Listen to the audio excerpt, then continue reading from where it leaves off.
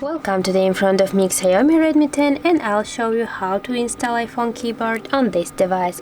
So first you should go to the Play Store app now, and here in the search pool type the green Apple keyboard.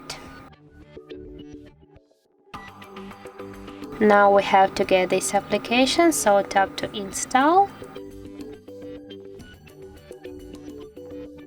And now just open application.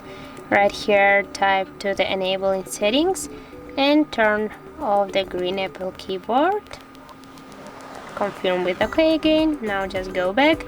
Here tap to the switch input methods and switch it to the English United States keyboard. Tap to OK, and now we can check, for example, when we'll start chatting with someone,